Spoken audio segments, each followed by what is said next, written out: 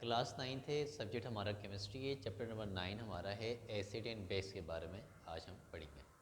तो सबसे पहले हम डिस्कस करते हैं एसिड के बारे में कि एसिड असल में क्या है। जो एसिड है असल में ये लैटिन ज़बान का लफ्ज़ है, लैटिन, जिसके मायने हैं शोर यानी खट्टे के। ये उस ज़बान से निकला है और इसको इंग्लिश में असल में एसिड कहा जाता है। असल देखना अब ये कि इसकी ओकरेंस कहाँ है, ये कहाँ कहाँ पाया जाता है। अब ख़ास तौर पर अगर हम देखें तो एसिड्स हमारे पास दो तरह के हैं। एक हमारे पास ऑर्गेनिक एसिड्स हैं, एक हमारे पास मिनरल एसिड या इनऑर्गेनिक एसिड्स हैं। जो हमारे पास ऑर्गेनिक एसिड हैं, जैसे हमारे पास अगर हम ऑरेंज ले लें तो उसके अंदर स्कॉर्बिक एसिड है, जैसे सेब लें मेलिक एसिड है, दही ले लें एसिटिक एसिड है, अच्छा इमली ले लें टाइट्रिक एसिड, ये सारे ऑर्गेनिक एसिड्स कहलाते हैं। अच्छा, तो ये वो सब्सटेंस है, ये पूरे एसिड नहीं। अगर हम कहें कि ऐसे ऑरेंज एसिड है तो ऐसा नहीं, उसके अंदर एसिड मौजूद है। या हम अगर कहें कि सेब एसिड, ऐसा नहीं, सेब के अंदर ये मेलिक एसिड मौजूद है। या दही में अगर हम कहते हैं कि एसिड है तो दही एसिड नहीं है, उसके अंदर असल में एसिड की वो क्वांटिटी मौजूद है, इसलिए उस एसिड को हम एसिटिक एसिड का नाम देंगे। तो एसिड्स हमारे पास दो तरह के। अब कुछ जनरल इस तरह की करेक्टरिस्टिक्स हैं या फिजिकल कुछ प्रॉपर्टीज़ हैं जिससे हम एसिड को पहचान लेते हैं। तो वो फिजिकल प्रॉपर्टी सबसे पहले क्या है, properties of acid. Properties of acid, सबसे बुनियादी प्रॉपर्टी एसिड का ये है, वो उसका टेस्ट का है। जितने भी एसिड्स होते हैं उनका जो टेस्ट होता है, टेस्ट जो होता है वो हमेशा खट्टा होता है। ये खट्टे टेस्ट के होते हैं, यानी तमाम चीज़ें, हर वो चीज़ जो खट्टी है वो एसिड नहीं होती, लेकिन उसके अंदर एसिड मौजूद होता है। जैसे अगर दही खट्टी है तो हम उसको नहीं कह सकते कि दही, उसके अंदर क्वांटिटी जो होगी वो एसिटिक एसिड की होगी। अच्छा, तो पहली क्वांटिटी तो ये है। दूसरी उसकी प्रॉपर्टी ये, अच्छा दूसरी इसकी प्रॉपर्टी ये है, एक पेपर होता है, इसको कहते हैं लेटमिस पेपर कहते हैं। एसिड ये करता है कि ब्लू लेटमिस पेपर को रेड कर देता है। तो दूसरी इसकी प्रॉपर्टी, यानी अगर एक खास तरह का पेपर होता है वो थोड़ा रेड कलर का, ब्लू कलर का होता है, जब उसको एसिड में डालते हैं तो वो रेड हो जाता है। तो ये एसिड की दूसरी प्रॉपर्टी, यानी ये क्या करता है, जो ब्लू लेटमिस पेपर है, ब्लू लेटमिस पेपर को, लेटमिस पेपर को ये चेंज करता है किसमें, रेड में, उसका कलर ये रेड कर देता है। तो ये दूसरी इसकी प्रॉपर्टी होती है जिससे हम पहचान लेते हैं कि ये जो चीज़ है ये हमारे पास एसिड है।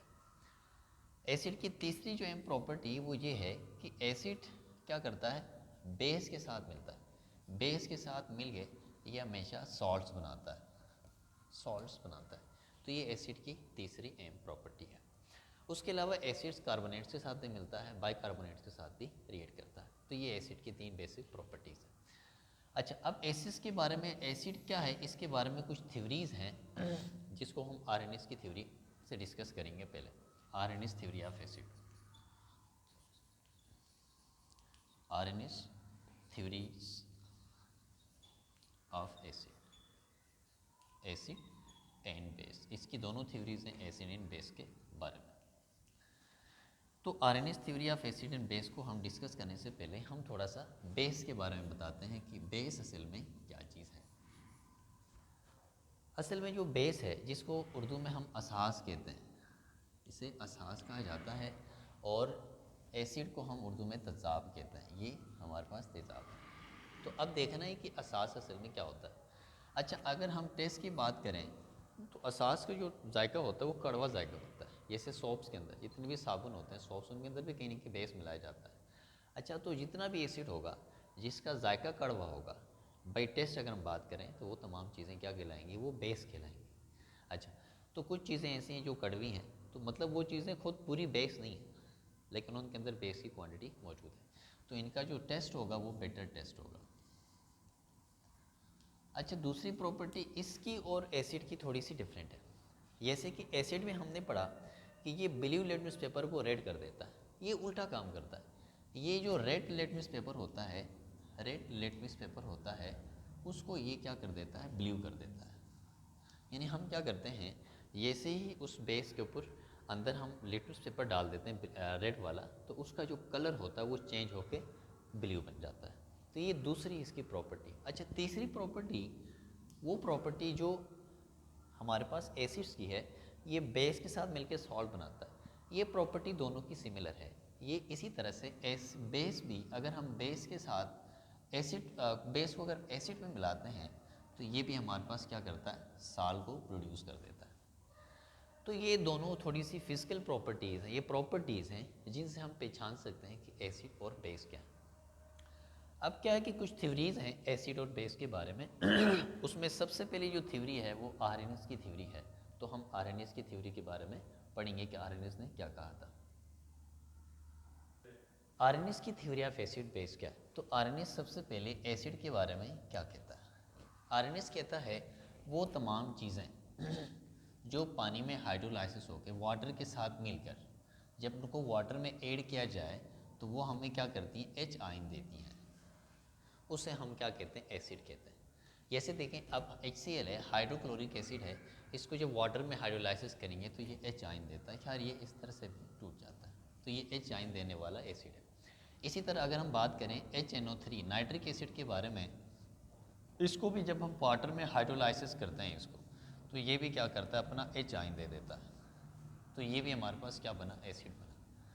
यानी ये दोनों इसलिए एसिड हैं आर्हेनियस के नज़रिए से। आर्हेनियस कहता है कि वो तमाम चीज़ें जिनको वाटर में जब ऐड किया जाता है, जब ये पानी से मिलती हैं तो ये क्या करती हैं, हाइड्रोजन प्रोड्यूस करती हैं। ये देखें, ये जो हाइड्रोक्लोरिक एसिड है, जैसे ही इसको वाटर में मिलाया इसने हाइड्रोजन आयन दिया। इसी तरह ये नाइट्रिक एसिड है, इसको जैसे वाटर में ऐड किया इसने भी हाइड्रोजन आयन दिया। इसी तरह से अगर हम बात करें सल्फ्यूरिक एसिड की, H2SO4 की, तो इसको भी जब हम वाटर में हाइड्रोलाइसिस करते हैं तो ये भी हमें क्या देगा, एच आयन देगा। तो लिहाजा ये भी हमारे लिए क्या बना, एसिड बना। तो आरएनएस के हिसाब से हर वो चीज़ जो वाटर में हाइड्रोलाइज होके ऐड होके हमें क्या देती है, हाइड्रोजन आयन देती है, उसे हम क्या कहेंगे, एसिड कहेंगे। तो एसिड की इसके नज़दीक जो डिफिनीशन है वो ये है, दो substance which produce H ion देती हैं विथ वाटर पानी के साथ मिलके, तो वो तमाम चीज़ें क्या कहलाएंगी, एसिड कहलाएंगी। तो ये एसिड के बारे में आर्हेनियस का नज़रिया है। दूसरा बेस आर्हेनियस का पढ़ेंगे। आर्हेनियस का थ्योरी ऑफ बेस के बारे में बात करेंगे।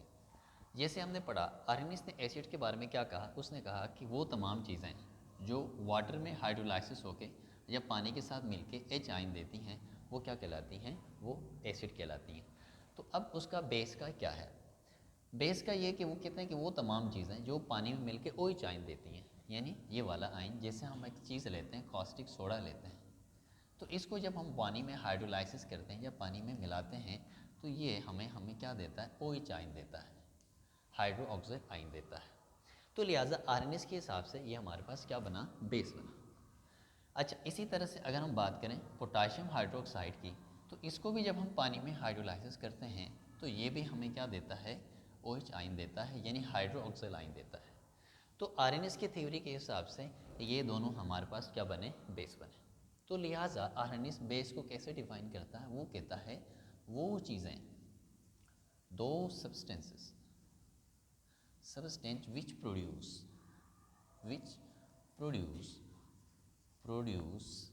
produces OH आयन, इस OH आयन को हम हाइड्रो ऑक्साइड आयन कहते हैं। इसे मैं यहाँ इसे लिख लेता हूँ, ये कहलाता है hydro oxide ion, hydro oxide ion या हाइड्रो ऑक्साइड आयन हम इसे कहते हैं। तो लिहाजा वो तमाम चीज़ें जो वाटर में OH आयन दें वो क्या कहलाएंगी, बेस कहलाएंगी। तो लिहाजा ये दोनों हमारे पास क्या बनी, बेस बनी। एसिड का जैसे उसने क्या कहा था, ये एसिड है HCl, अगर इसको वाटर में हाइड्रोलाइसिस करेंगे तो ये क्या करेगा, एच आयन देगा। तो लिहाजा जो आर्हेनियस का theory of acid and base था, इसकी पूरी बुनियाद रखी गई है किस पर, एच और OH आयन पर। यानी इसके हिसाब से अगर चीज़ें एच आयन दें तो वो क्या हैं, एसिड हैं। इसके हिसाब से अगर चीज़ें OH आयन दें तो वो चीज़ें क्या हैं, बेस हैं। तो आर्हेनियस का पूरा नज़रिया एसिड और बेस असल में एच आयन और OH आयन पे बेस करता है। अगर चीज़ें वाटर में हाइड्रोलाइज होकर OH आयन दें तो वो तमाम चीज़ें क्या बनेंगी, बेस बनेंगी। जबकि वो चीज़ें जो पानी में हाइड्रोलाइसिस होकर क्या देती हैं, एच आयन देती हैं, तो वो चीज़ें क्या कहलाएंगी, एसिड कहलाएंगी। तो ये आर्हेनियस का नज़रिया theory of acid and base था। अब हम ये पढ़ेंगे कि आर्हेनियस का नज़रिया ऑफ एसिड एंड बेस क्या है इसका। अच्छा, तो हम आज अभी डिस्कस करेंगे इसके डिफेक्ट्स के बारे में, defects of Arrhenius theory. Arrhenius theory of acid base, theory of acid and base के बारे में हम डिस्कस करेंगे। अब जैसे कि हमने ये पढ़ा था, हमने अभी ये पढ़ा इसके डिफेक्ट्स पर। हमने पढ़ा कि वो चीज़ें जो वाटर में हाइड्रोलाइसिस हो गए, जब पानी में हाइड्रोलाइसिस हो और उसके बाद जो एच आइन दें, वो तमाम चीज़ें क्या बनेंगी, एसिड बनेंगी। और दूसरा हमने ये पढ़ा कि जो चीज़ें वाटर में मिल के हाइड्रोलाइसिस होके ओ एच आइन देती हैं, ओ एच आइन देती हैं, वो क्या कहलाएंगी, base कहलाएंगी।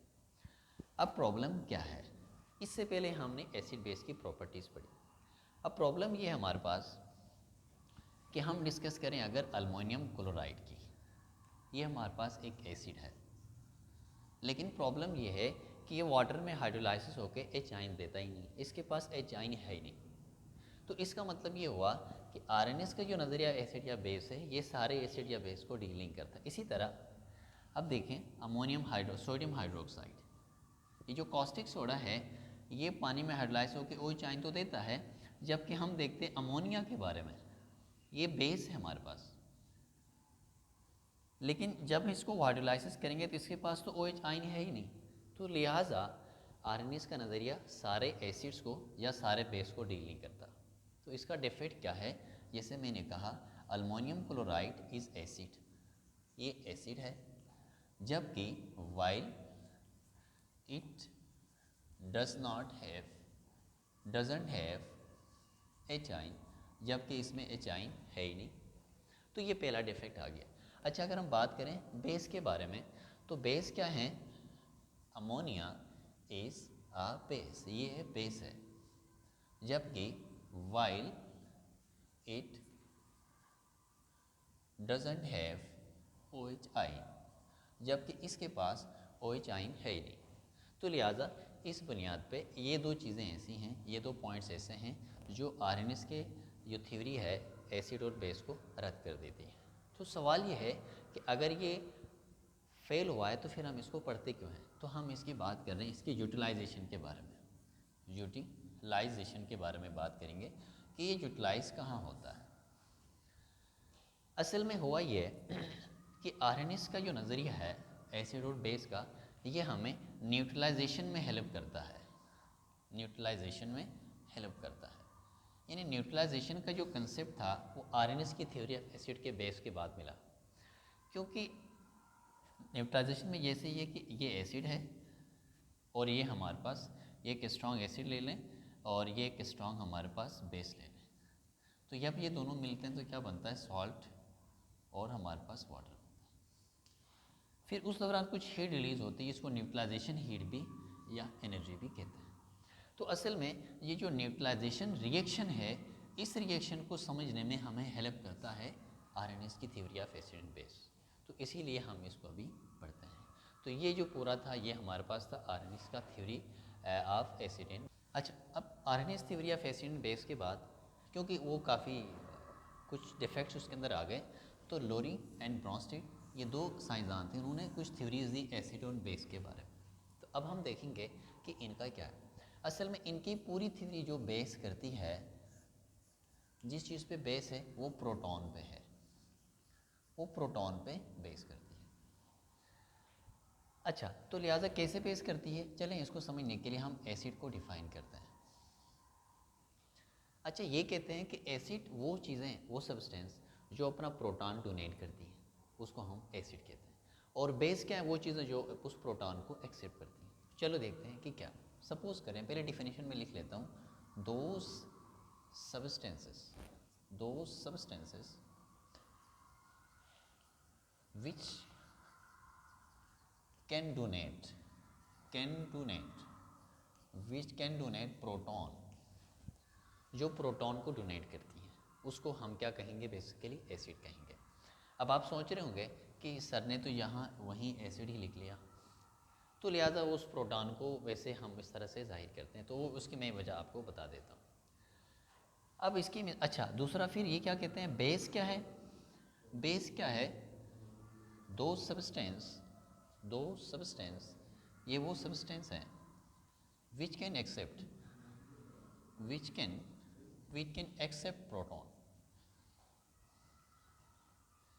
Accept proton, accept proton, जो इस प्रोटॉन को क्या करता है, एक्सेप्ट करता है। अच्छा, ये से अगर हम एसिड की बात करें, देखिए HCl हमारे पास है, हाइड्रोक्लोरिक एसिड। तो हाइड्रोक्लोरिक एसिड का हमारे पास ये होता है कि ये हाइड्रोक्लोरिक एसिड है, इसको जब हम वाटर के साथ मिलाते हैं तो होगा क्या, ये जो HCl है ये अपना ये जो हाइड्रोजन, यानी इसको हाइड्रोजन को हम प्रोटॉन कहेंगे, ये क्या करता है, ये उसको डोनेट करता है।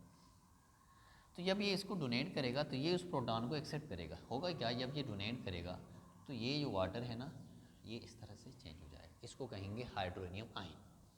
यानी किया क्या कि हाइड्रोक्लोरिक एसिड ने अपना प्रोटॉन वाटर को दे दिया और वाटर ने उसे एक्सेप्ट कर दिया। अच्छा, तो लिहाजा ये जिसने प्रोटॉन अपना डोनेट किया, इसको हमने किसका नाम दिया, एसिड का नाम दिया।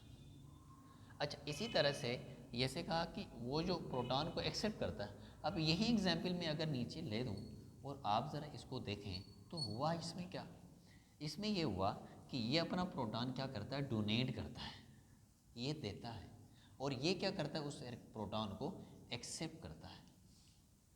तो लिहाजा उस नतीजे में क्या बना, इसने प्रोटॉन इसको डोनेट कर दिया, तो ये डिफिनीशन पे आ गया एसिड के, और इसने प्रोटॉन क्या कर दिया, एक्सेप्ट कर दिया, तो ये आ गया बेस में।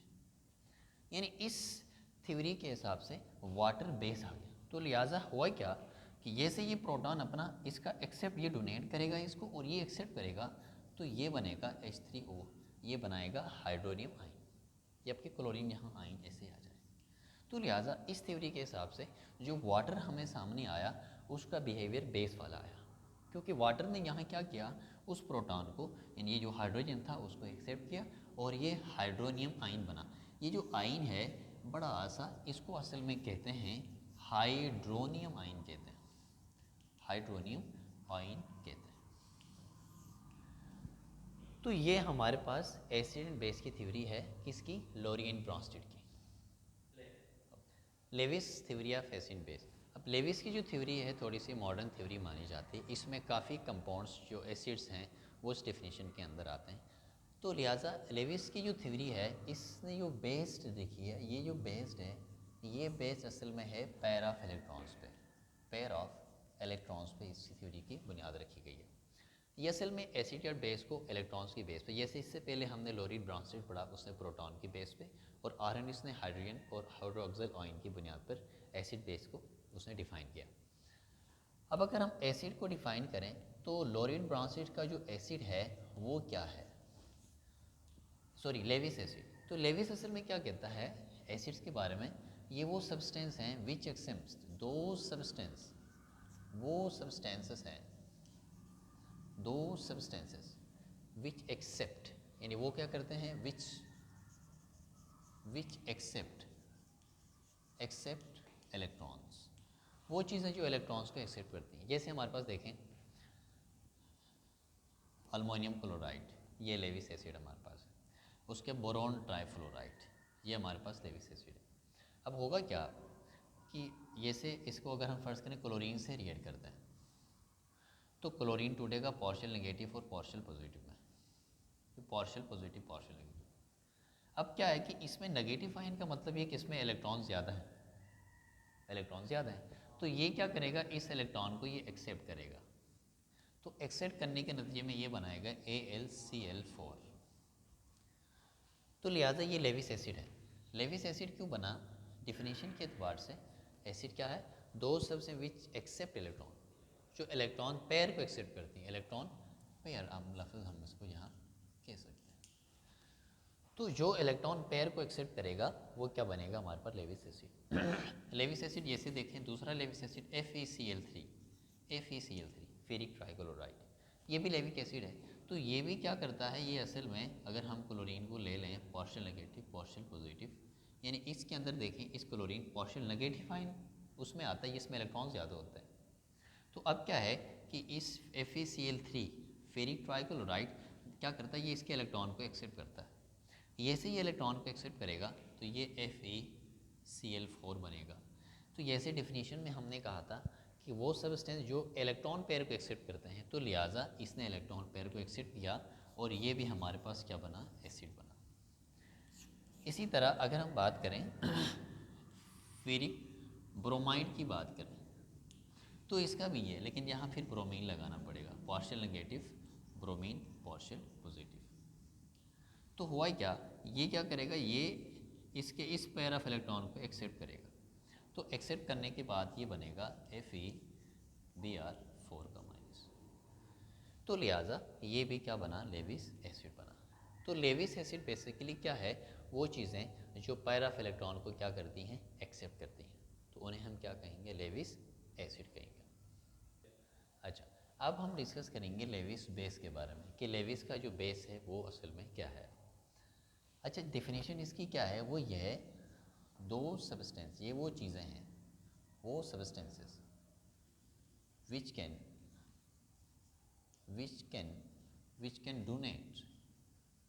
कैन डोनेट इलेक्ट्रॉन या पेयर ऑफ इलेक्ट्रॉन पेयर, जो इलेक्ट्रॉन पेयर को क्या करती हैं, डोनेट करती हैं, तो उन्हें हम बेसिकली क्या कहेंगे, लेविस बेस कहेंगे। तो ये लेविस बेस आ गया। तो हम देखते हैं कि क्या है, ये से हम अमोनिया को अगर देख लेते हैं तो अमोनिया क्या करता है, ये पेयर ऑफ इलेक्ट्रॉन को गेन करता है। ये से अगर इसको वाटर के साथ हम वो कर देते हैं तो ये क्या करेगा, वाटर को, ये इसके जो पेयर ऑफ इलेक्ट्रॉन को एक्सेप्ट करके NH4OH बनाएगा, अमोनिकल हाइड्रो अमोनिकल सोल्यूशन। अच्छा, इसके अलावा तो ये दूसरा, तो ये हमारे पास क्या कहलाएगा, लेविस बेस कहलाएगा। तो लेविस बेस और एसिड थ्योरी का जो पूरा बेस था वो किस पे था, पेयर ऑफ इलेक्ट्रॉन पे था, पेयर ऑफ इलेक्ट्रॉन पे था। तो पेयर ऑफ इलेक्ट्रॉन में जैसे हम अल्मोनियम क्लोराइड की हमने बात की, तो ये क्या करता है, पेयर ऑफ इलेक्ट्रॉन को गेन करके ये बनाता है, ये पेयर ऑफ इलेक्ट्रॉन को उसने गेन कर दिया, इस इलेक्ट्रॉन को उसने एक्सेप्ट कर दिया।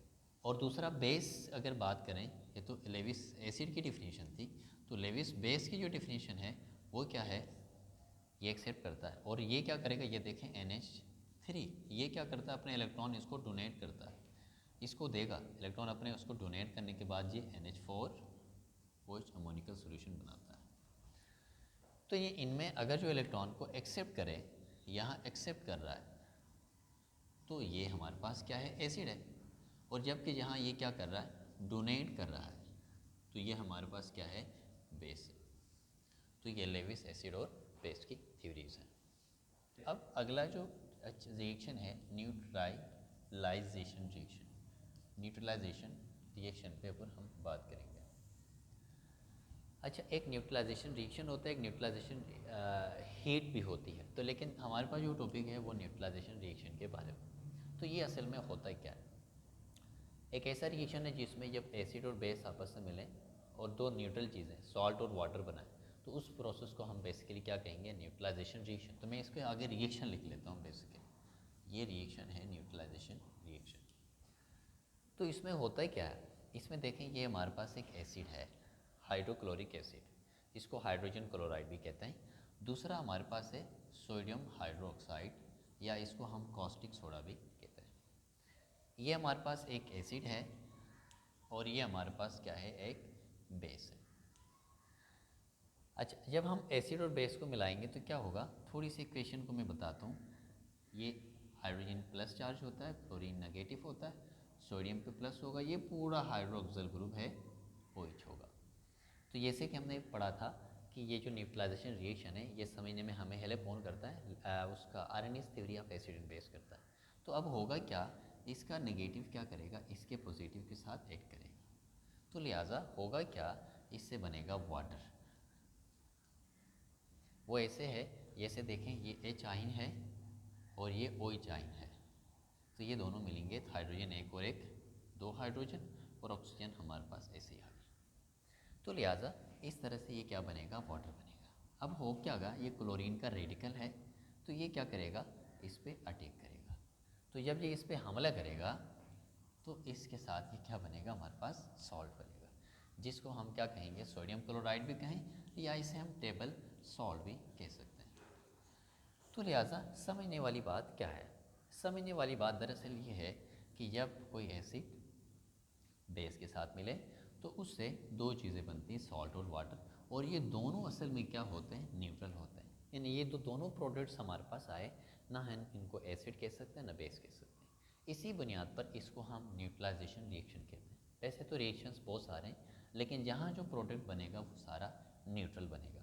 तो इसलिए न्यूट्रलाइजेशन रिएक्शन हमेशा किसके बीच में होता है, एसिड और बेस के बीच में होता है, और उसके प्रोडक्ट में जो चीज़ें बनेंगी वो दोनों न्यूट्रल बनेंगी। तो लिहाजा इसको हम डिफाइन कैसे करेंगे, इसको कहेंगे when acid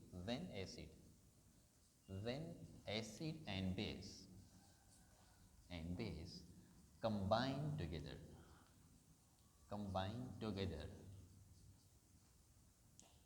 then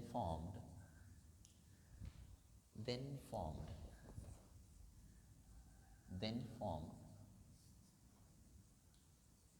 water and salt. This is known as neutralization reaction. This is known as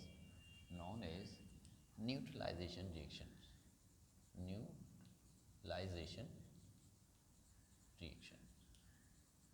तो ये हमारे पास क्या कहलाएगा, न्यूट्रलाइजेशन रिएक्शन कहलाएगा। आई होप कि आपको समझ में आई होगा। अल्लाह हाफिज़। अच्छा, अब टॉपिक है हमारे पास strength of acid and base. Acid और बेस की जो ताकत है वो असल में क्या है, उसको ज़रा बात करेंगे। अच्छा, अब सबसे पहले अगर हम बात करें किस पे, एसिड पे बात करें, स्ट्रॉन्ग एसिड पे बात करें कि ये स्ट्रॉन्ग एसिड असल क्या चीज़ होता है, कौन सा एसिड स्ट्रॉन्ग एसिड होता है और कौन सा एसिड होता है वो वीक एसिड होता है। अब स्ट्रॉन्ग एसिड क्या है?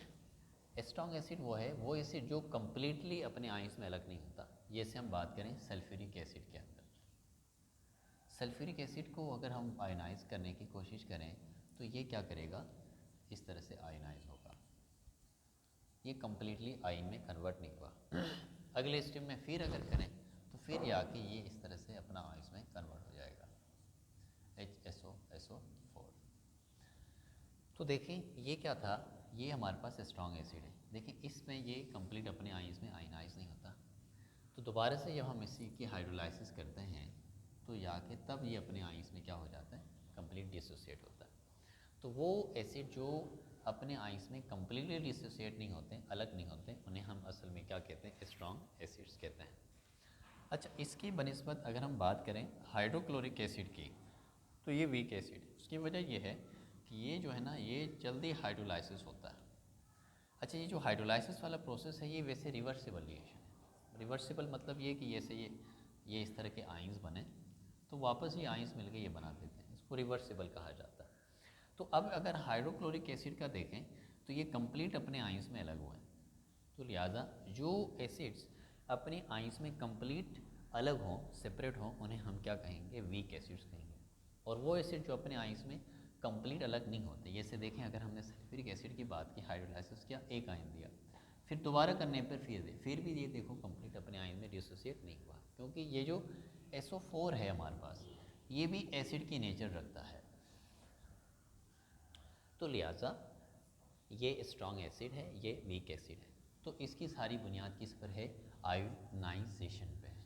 आयोनाइजेशन पे वो एसिड्स जो कंप्लीट अपने आयंस में आयोनाइज नहीं होते वो स्ट्रॉन्ग एसिड्स कहलाते हैं, जो होते हैं वो वीक एसिड्स कहलाते हैं।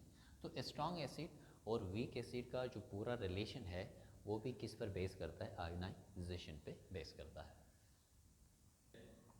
अब बात करेंगे बेस पे कि बेस की जो स्ट्रेंथ है, स्ट्रॉन्ग बेस और दूसरा हमारे पास आ गया वीक बेस। अब हम देखेंगे स्ट्रॉन्ग बेस क्या है और वीक बेस क्या है। अच्छा, इनकी बुनियाद भी असल में किस पे रखी गई है, आयोनाइजेशन पे रखी गई है। अब हम देखते हैं कि कौन जल्दी आयोनाइज होता है और कौन नहीं होता। अगर हम बात करें मैग्नीशियम हाइड्रोक्साइड की, तो अब इसके अंदर देखें 2 हाइड्रोक्सिल ग्रुप्स हैं। अगर हम इसको हाइड्रोलाइसिस करते हैं वाटर में तो ये क्या करेगा, पहले उसमें ये एक आयन देगा, लेकिन ये अगले में, तो दोबारा अगर करेंगे तो फिर क्या करेगा, फिर एक और आयन देगा ये। यानी ये एक ही स्टेप में कंप्लीटली अपने आइंस में आयनाइज नहीं होगा, एक और स्टेप इसके लिए लगाना पड़ेगा। तो लिहाजा वो एसिड जो वो बेस जो अपने आइंस में कंप्लीटली आयनाइज नहीं होता, अगर इसको यहाँ तक हम देखें तो आप ज़रा देखें ये कंप्लीटली अपने आइंस में आयनाइज नहीं हुआ, तो लिहाजा इसको हमने किसका नाम दिया, स्ट्रॉन्ग बेस का नाम दिया। इसी तरह अगर हम देखते हैं पोटाशियम हाइड्रोक्साइड के बारे में देखते हैं, ये पोटाशियम हाइड्रोक्साइड ये वो बेस है जिसको ज़्यादातर सॉफ्ट में इस्तेमाल करते हैं। तो जब इसकी हाइड्रोलाइसिस हम करें वाटर के अंदर तो ये OH आयन देगा और ये पोटाशियम देगा। ये देखें कंप्लीटली अपने आइंस में आए, इसके अंदर दो ही आइंस थे, पोटाशियम और हाइड्रोक्साइड। तो लिहाजा ये क्या बना, वीक बेस बना, ये वीक बेस बना। तो लिहाजा स्ट्रॉन्ग बेस हो या वीक बेस हो तो उसकी बुनियाद भी असल में किस पे रखी गई है, आयोनाइजेशन पे रखी गई है। तो वो बेस जो अपने आइंस में कंप्लीट आयनाइज नहीं होते उन्हें हम असल में क्या कहते हैं, स्ट्रॉन्ग बेस। जैसे एक बेस मैंने लिया था ये वाला MgOH2, इसको कहते हैं मैग्नीशियम हाइड्रोक्साइड, मैग्नीशियम हाइड्रोक्साइड। अच्छा, इसी तरह ये वाला जो है ये पोटाशियम हाइड्रोक्साइड है, ये पोटाशियम ये पोटाशियम हाइड्रोक्साइड है, हाइड्रोजन या पोटाशियम हाइड्रोक्साइड भी कहते हैं, हाइड्रोक्साइड।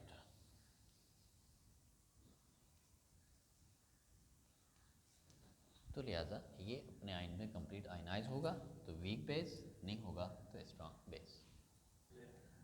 अब हम डिस्कस करेंगे सॉल्ट के बारे में कि सॉल्ट असल में क्या चीज़ है।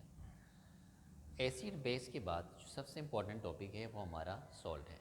सॉल्ट असल में क्या है, सॉल्ट असल में एक ऐसा न्यूट्रल मालिक्यूल या ऐसा न्यूट्रल कंपाउंड है जो असल में न्यूट्रलाइजेशन रिएक्शन के नतीजे में हमें हासिल होता है।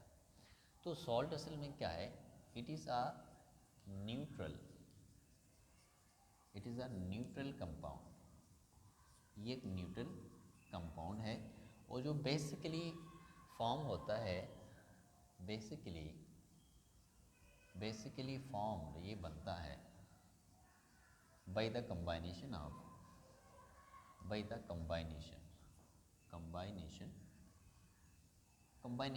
या रिएक्शन भी हम कह सकते हैं of acid and base, acid और बेस की कम्बाइनेशन से ये बनते हैं। तो ऐसे कंपाउंड्स को असल में हम क्या कहते हैं, सॉल्ट्स कहते हैं। जैसे हम अगर बात करें टेबल सॉल्ट की बात करें, जिसको हम टेबल सॉल्ट भी कहते हैं, ये टेबल सॉल्ट कहलाता है और इसके अलावा इसको कॉमन सॉल्ट भी कहते हैं। वैसे तकरीबन हर चीज़ सॉल्ट ही है, एसिड बेस के अलावा हर वो चीज़ वो क्या कहलाएगी, उसको सॉल्ट की कैटेगरी में हम ले आएंगे। तो ये सॉल्ट हमारे पास। अब इस सॉल्ट्स की कुछ किस्में हैं, कुछ हमारे पास कहलाती हैं एसिडिक सॉल्ट, एक एसिडिक सॉल्ट है। दूसरा हमारे पास सॉल्ट होता है बेसिक सॉल्ट। यानी एसिडिक सॉल्ट का मतलब है कि ये वो सॉल्ट है जिसकी जो नेचर है थोड़ी एसिड से मिलती है, और बेसिक सॉल्ट का मतलब है इस सॉल्ट की जो नेचर है वो थोड़ी सी बेस से मिलती है, बेस टाइप की सॉल्ट, एसिड टाइप की सॉल्ट। और तीसरा जो सॉल्ट है वो हमारे पास है न्यूट्रल सॉल्ट। ये सॉल्ट जो होता है ये बिल्कुल भी न्यूट्रल होता है। अब हम इस पर डिस्कस करेंगे कि कौन सा सॉल्ट हमारे पास एसिडिक सॉल्ट है, कौन सा सॉल्ट बेसिक सॉल्ट, कौन सा सॉल्ट हमारे पास न्यूट्रल सॉल्ट है। तो एसिडिक सॉल्ट की एग्जांपल मैं इसी के सामने देता हूँ। जैसे अगर हम बात करें सोडियम हाइड्रोक्साइड, ये हमारे पास बेस है और ये अगर रिएक्ट कराएं इसका स्ट्रॉन्ग एसिड सल्फ्यूरिक एसिड से, ये हमारे पास बेस है सोडियम हाइड्रोक्साइड और ये हमारे पास एसिड है। जब इनका रिएक्शन करवाएंगे तो होगा क्या, NaHSO4 बनेगा। होगा क्या, अब इसके अंदर जो H है वो असल में एसिड के करेक्टर पर, बेसिकली ये सॉल्ट बना, बेसिकली ये सॉल्ट है, लेकिन इस हाइड्रोजन की प्रेजेंस की वजह से इसके अंदर जो नेचर आ गई वो एसिड वाली आ गई। हालांकि इसमें भी वाटर बना, कुछ इस तरह से बना। मैं इसको थोड़ी वजाहत करता हूँ। हुआ ये कि सोडियम के ऊपर चार्ज प्लस होता है, हाइड्रोक्सल का चार्ज हमेशा नेगेटिव होता है। इस तरह सल्फ्यूरिक एसिड अपना H देगा और HSO4 करेगा, ये H प्लस है। होगा क्या, अब ये OH और H आपस में मिलके क्या बनाएंगे, वाटर बनाएंगे। जबकि ये जो HSO4 है ये नेगेटिव है, ये इनके साथ मिलके क्या बनाएगा, सोडियम बाइसल्फेट बनाएगा। तो ये जो सोडियम बाइसल्फेट है तो सॉल्ट, लेकिन इसके अंदर हाइड्रोजन के प्रेजेंस से इसके नेचर थोड़ी सी एसिड वाली बन गई। तो लिहाजा इस सॉल्ट को हमने किसका नाम दिया, एसिडिक सॉल्ट का नाम दिया। इसी तरह अगर हम बात करें बेसिक सॉल्ट की, बेसिक सॉल्ट की बात करें, मैं थोड़ा सा इसको यहाँ लिखता हूँ, बेसिक सॉल्ट। बेसिक सॉल्ट असल में क्या है, अच्छा इसकी एग्जांपल ये है, जैसे ये हाइड्रोक्लोरिक एसिड है, इस तरह मैं इसके साथ मिला देता हूँ मैग्नीशियम हाइड्रो ऑक्सल या हाइड्रोक्साइड में इसको मिला देता हूँ, तो क्या बनेगा इसका, इसका होगा क्या, अब देखें इसका H है ये नेगेटिव, अब यहाँ पर OH ग्रुप 2 है, नीचे 2 लगा हुआ है, तो एक OH ग्रुप इसके साथ मिलकर क्या बनाएगा, वाटर बनाएगा। जबकि इसमें क्या हुआ, MgClOH आया, एक OH इसके पास मौजूद रहा पहले से। तो हुआ क्या, हुआ ये, अब देखें ये जो OH है ये बेसिकली बना सॉल्ट, लेकिन इसमें OH की वजह से, क्योंकि OH बेस की वो है अलामत है, तो इसकी वजह से इसके अंदर जो प्रॉपर्टी आई वो बेस वाली आ गई है, बेसिकली ये सॉल्ट, लेकिन इस सॉल्ट की प्रॉपर्टी थोड़ी सी बेस वाली आ गई इस OH की वजह से। तो लिहाजा इस सॉल्ट को हमने किसका नाम दिया, बेसिक सॉल्ट का नाम दिया। अब तीसरा जो है वो न्यूट्रल सॉल्ट है, उसकी क्या है, न्यूट्रल, न्यूट्रल सॉल्ट। अब देखें ये असल में ये है हाइड्रोक्लोरिक एसिड और NaOH सोडियम हाइड्रोक्साइड, इसमें ये H पॉजिटिव OH नेगेटिव, ये दोनों आपस में मिलने के बाद ये वाटर बनाते हैं और ये आपस में NaCl बनाता है, NaCl। अब इस सॉल्ट को देखते हैं, देखें इस सॉल्ट पे ना तो H है जिससे हम कह सकते हैं ये एसिडिक सॉल्ट है, न इसके अंदर OH है जिससे हम कह सकें कि बेसिक सॉल्ट है। तो लिहाजा इस सॉल्ट के अंदर ना एसिड नेचर मौजूद है ना बेस नेचर मौजूद है, तो लिहाजा इसको हमने किसका नाम दिया, न्यूट्रल सॉल्ट का नाम दिया। तो अब हमारे पास क्या आ गए, सॉल्ट, जैसे हमने इसको डिफ़ाइन किया, तो ये सॉल्ट भी तीन तरह के, जैसे एक हमारे पास एसिडिक सॉल्ट आ गया, दूसरा हमारे पास बेसिक सॉल्ट आ गया, और तीसरा हमारे पास आ गया न्यूट्रल सॉल्ट। तो ये हमारा आज का सॉल्ट का टॉपिक है।